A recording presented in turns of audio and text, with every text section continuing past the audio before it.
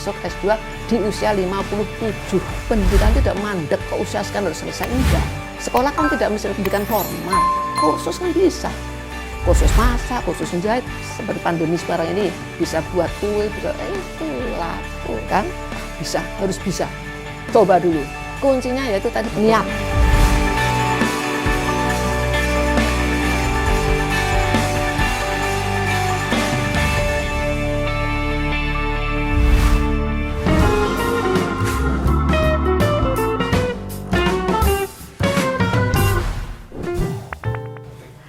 Halo teman-teman semua, selamat datang kembali di Halo Halo.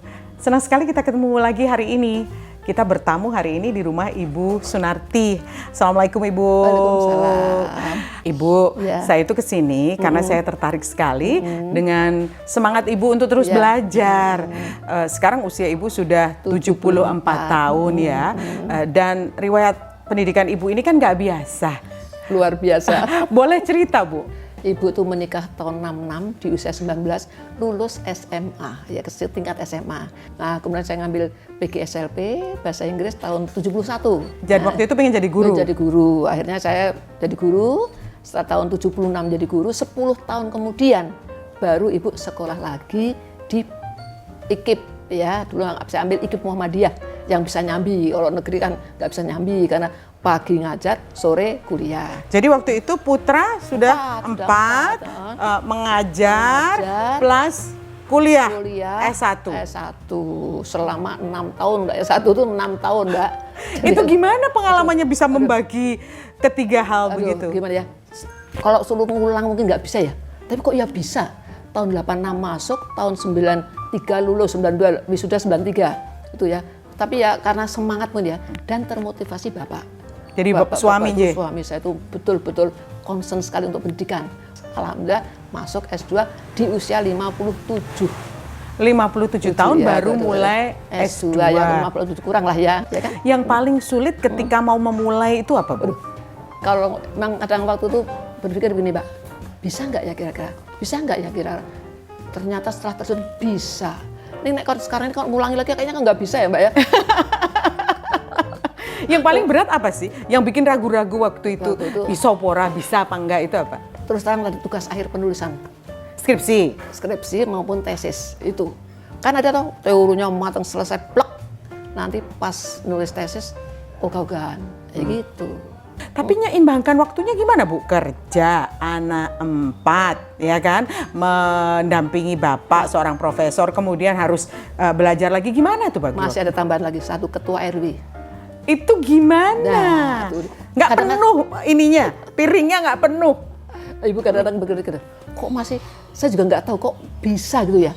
Karena enjoy Mbak. Kuncinya apa? Kuncinya yaitu tadi ceria, gembira, semua dinikmati, semua tugas dinikmati, dan semua apa yang dibebankan pada kita bisa menjalankan dengan enjoy itu. Pokoknya tidak keterpaksaan. Nah kuncinya. Menjalankan sesuatu tidak boleh dengan keterpaksaan. Tapi usia ini kan ada pengaruhnya juga ya Bu ya.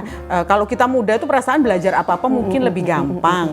Kalau usia tua bukannya ingatan, daya tangkap itu kemudian berkurang Bu, dan itu mempersulit proses belajar nggak? Tapi pada waktu saya masuk kuliah tuh di S2 56, 57 ya, kayaknya kok masih fresh ya saya itu. Saya nggak sampai sekarang 74 saya juga nggak merasa tua.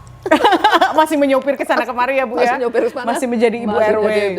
Ya. Tapi kalau memang terus terang untuk yang iptek ya, kalau sekarang ya mungkin ya nggak ini ya, sudah nggak IT IT itu hanya udah kurang ya Mbak ya. Nah waktu itu ada kendalanya apa waktu saya ngambil S2. Teman-teman kan ngapain udah mau pensiun ngambil S2. Ternyata apa berguna itu S2 setelah pensiun. Bergunanya apa? Nah, saya kan ngajar di swasta, ya kan? Nah, jadi dosen terbang, dosen di swasta kan mengembangkan ilmunya juga. Kalau orang nggak punya keinginan untuk berkarir gitu, emang masih berguna Bu sekolah lagi? Ya berguna. Orang jangan mencari karir, enggak. Ya, contohnya gini, seorang perempuan, seorang istri ya, dia sekolah kan tidak mesti pendidikan formal, kursus kan bisa.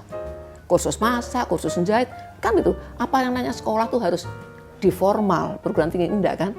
Kursus, banyak kursus.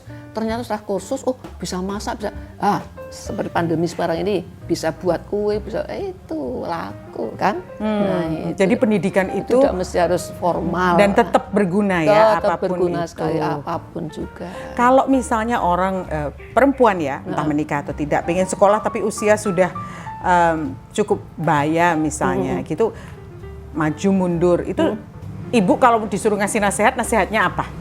Ya kalau saya maju mundur itu wajar lah, manusiawi sekali. Apa nanti bisa apa enggak? Coba dulu. Nanti kalau udah masuk ketemu teman-teman, enjoy. Saya ibu juga gitu waktu itu. Waduh, temannya muda-muda. Saya tua sendiri, ya gitu kan. Kan ada rasa minder, jangan-jangan daya pikir, daya geraknya kan beda dengan mereka. Kita kan lambat, agak lambat, tapi bisa, harus bisa gitu. Kita memotivasi diri, Mbak, penting. Ada pepatah yang mengatakan pendidikan itu sepanjang hayat ya Bu. Ibu sendiri melihat pepatah itu gimana? Betul. Karena apa? Pendidikan tidak mandek kok usia sekian harus selesai, enggak.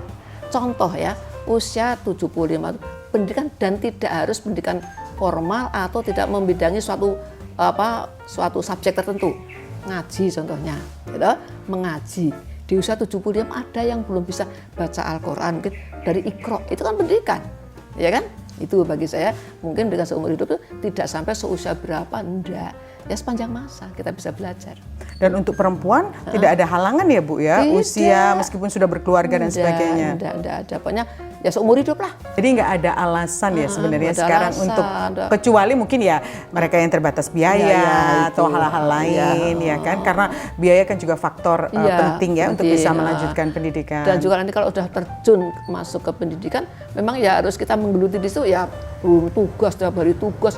Ya kan memang bisa menyeimbangkan Mbak antara tugas kuliah, tugas bekerja, tugas mengasuh anak, ya kan? Nah itu, jadi ya semua itu kembali lagi kepada saling pengertian di keluarga itu nomor satu. Ya kan? Jadi dari kita memberikan memotivasi diri, insya Allah nanti kita bisa.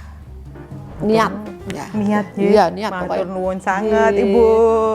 Teman-teman, itu obrolan kita hari ini. Semangat ya, dengar Ibu Sunarti ini terus semangat untuk mencari ilmu dan menyuntikkan semangat ke kita untuk tidak berhenti. Apapun yang kita lakukan, kita mesti terus belajar. Terima kasih, sampai ketemu di lain waktu.